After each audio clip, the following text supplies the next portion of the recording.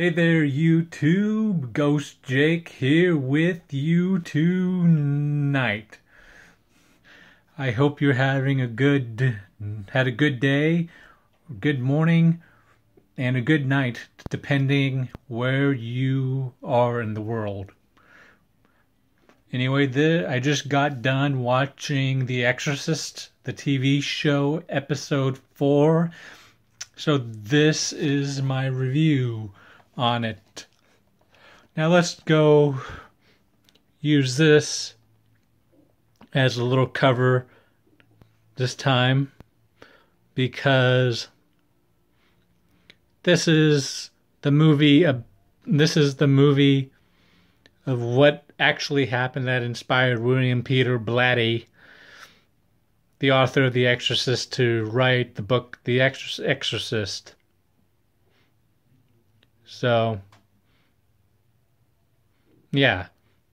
Anyway, in 3, 2, 1, we are going to review The Exorcist, the TV show. Okay. So, it starts off pretty much... Oh, I forgot one quick thing. This will contain spoilers in case you have not seen The Exorcist, the TV show, episode 3 and possibly 2, but more so 3. And it will contain spoilers for episode 4 if you did not watch it live like I just did. Okay, so let's start. This pretty much takes place immediately right where the last one left off, after the incident on the bus when the demon took control of Casey on the bus, and she pretty much killed that one guy, or the demon did, to be more specific. And so it starts off like she's walking down the stairs of her house, going into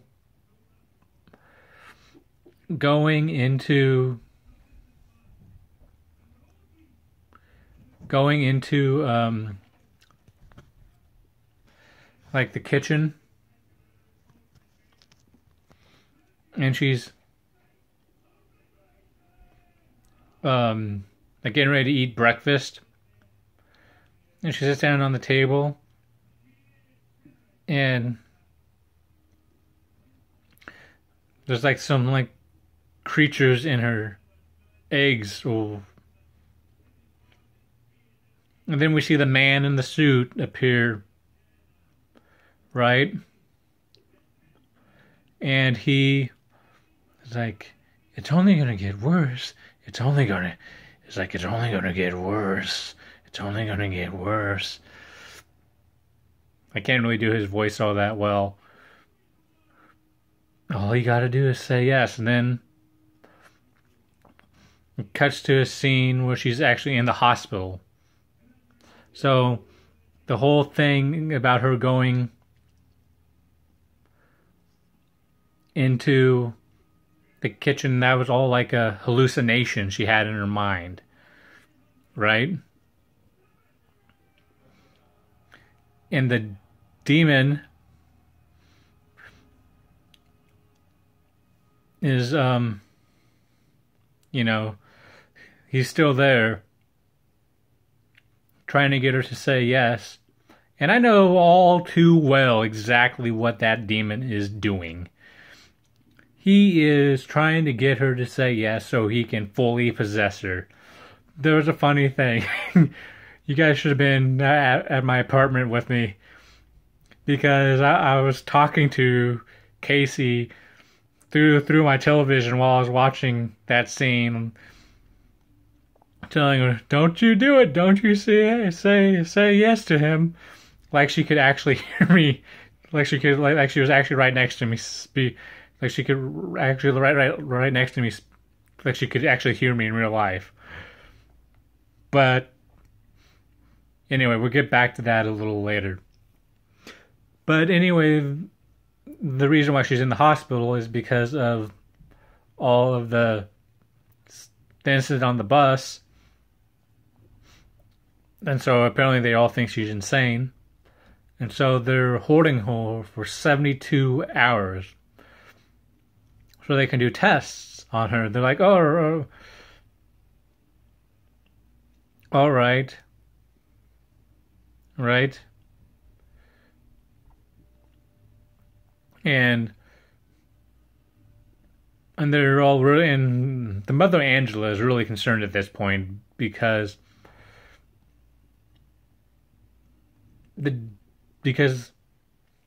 she's thinking Casey's going to get worse and worse and worse and worse and worse.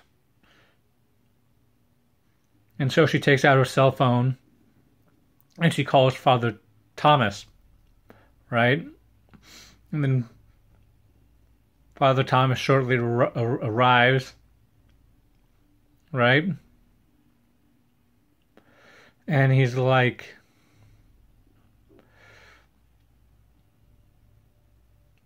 Father Thomas arrives, and Andrew's like, are you going to help us? Did they approve the exorcism? And Father Thomas was like, no, they didn't approve the exorcism. So I can't do anything legally. But then she's like, what about... And then Angela's like, what about Father Marcus? I'm like, oh, he's excommunicated, so yeah. And then Angela gets all down on himself. Oh, you're pretty much useless to me. He's like, I have an idea pretty much, but all you have is me. Right? So Father Thomas heads back to his church or wherever he went. And then we see Father Marcus. He's all, Father Marcus, he's at this nun place to see this woman. I can't remember what the woman's name is, though. Anyway, apparently this lady is supposed to help him get, this lady is supposed to help him get his groove back or something, as far as being an exorcism. But when he arrives, she's taking like a vow of silence for a little while, so no talking to her. So what's very interesting, she goes and ends up being on this, Father Marcus ends up going on this like tour bus, right? To try to talk to someone else about someone else. But before Father Marcus left to go to this tour, left the nun, where all the nuns are, he talked to one of the younger ones, and he said, tell her that Father Bennett sent me. And then now back to what I was talking about. He went on this other place on the list that Father Bennett gave him in the previous episode. So that's why I said a little bit of spoilers for episode 3. And and after the bus tour, they're all talking, right?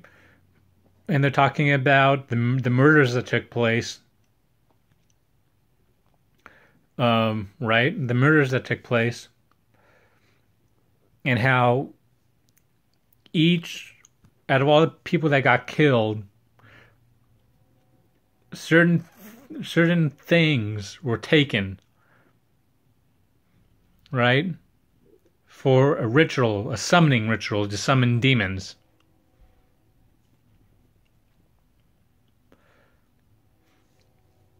To summoning demons.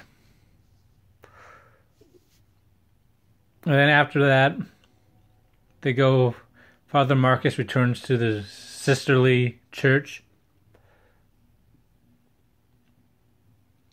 And he is, it seems like, that one, the Mother Superior nun is ready to talk now.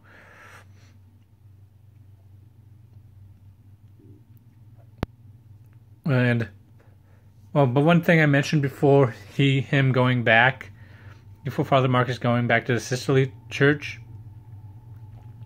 is that Father Thomas went to go see this woman, this woman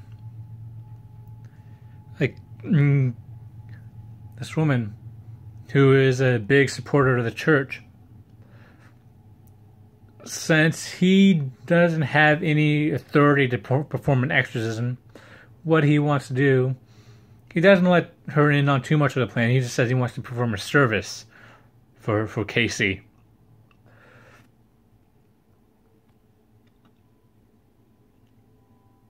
Right? And a service for Casey. Then,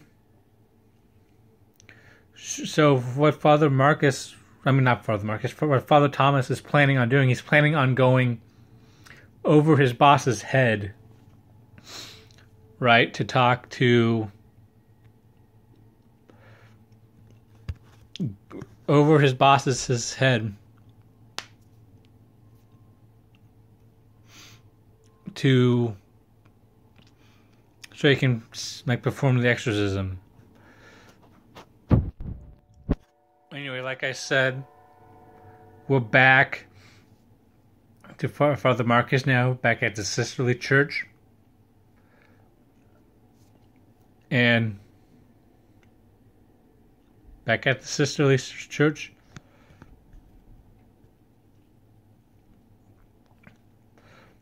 And he's helping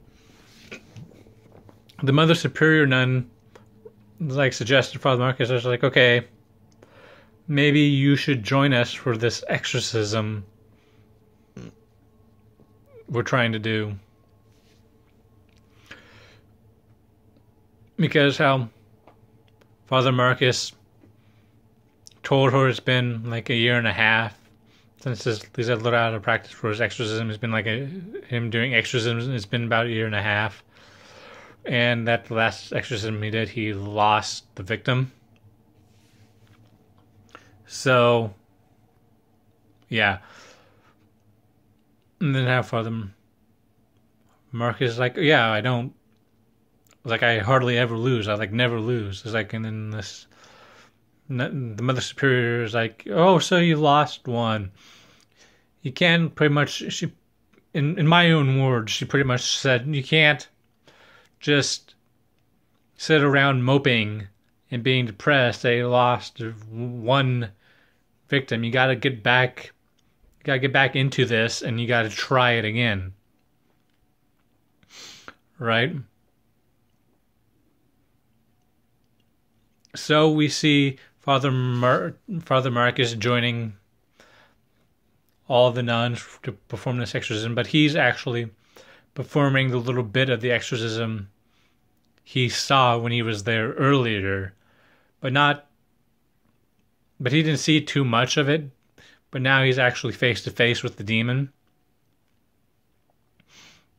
and he actually gets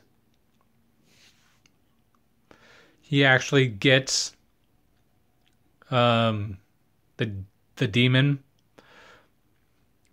to let the person go. So his exorcism was successful, doing it how the sisters were doing it. So Father Marcus is actually feeling pretty good about himself. Right? And now we're going back to the hospital. Things are getting much worse for Casey as the demon is continuing to torture her so he can get his answers so he can fully possess her. The reason why he wants her to say yes, my theory is whoever this spirit or demon is in the show, he is pretty powerful. If he keeps on asking Casey for the word yes, my guess is he is pretty powerful if he keeps on asking her for that word. And Casey is still resisting.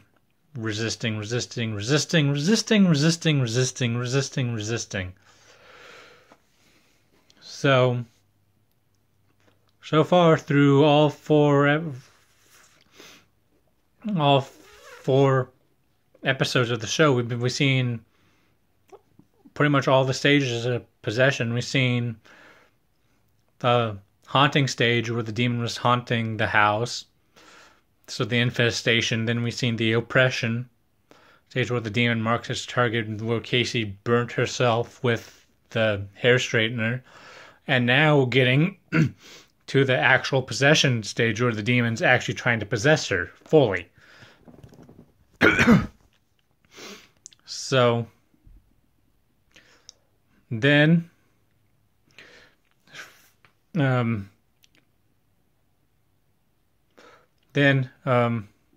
Angela takes a picture of Casey and sends the picture to Father Thomas. And during that time, Father Thomas's girlfriend or whatever she is, Jessica, is at his apartment because she came distraught over her boyfriend or husband or fiance or whoever it is. And then his phone kept on going off. And then he looked at the picture Angela sent him of the demon getting stronger and stronger and stronger. So like I said, he is strong. So the demon is causing some stuff to happen, even though he hasn't got the answer he's been wanting yet.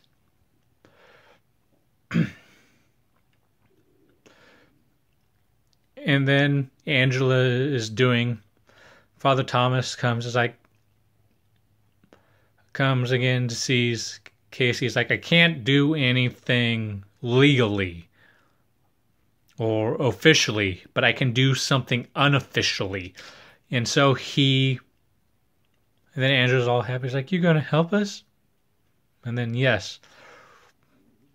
But then Father Thomas leaves.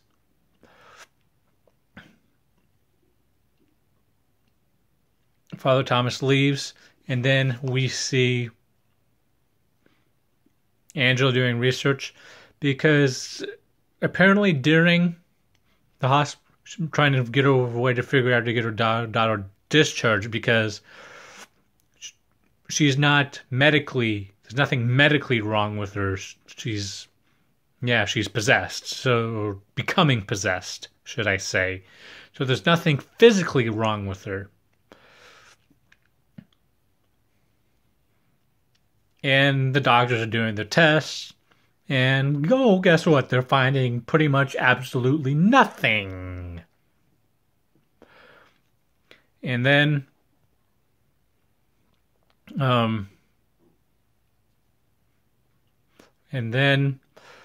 apparently, like in the period of the 72 hours, a psychiatrist was supposed to visit Casey, and the doctors never did that. So there is Angela's loophole to get Casey out of the hospital. She tells the doctors that I want her discharged because apparently there was supposed to be a psychiatrist that was supposed to visit her and you didn't allow that to happen. So if you don't pretty much discharge her right now, I'm going to sue you. So a little bit of threatening and blackmailing to the hospital to get her daughter released. Kind of makes you think why the demon picked that family, doesn't it? When the whole thing is a little... I mean, all of them have secrets, apparently, and are going to go to pretty much any length to you know, going to go pretty much to any length to get what they need.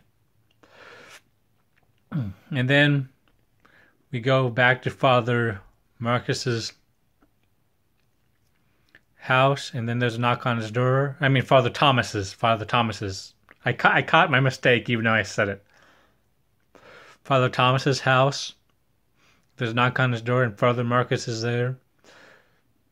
And he's like, and he picks up the Roman ritual, the rite of the exorcism. Father Marcus is like, oh, I see you've been studying a little bit.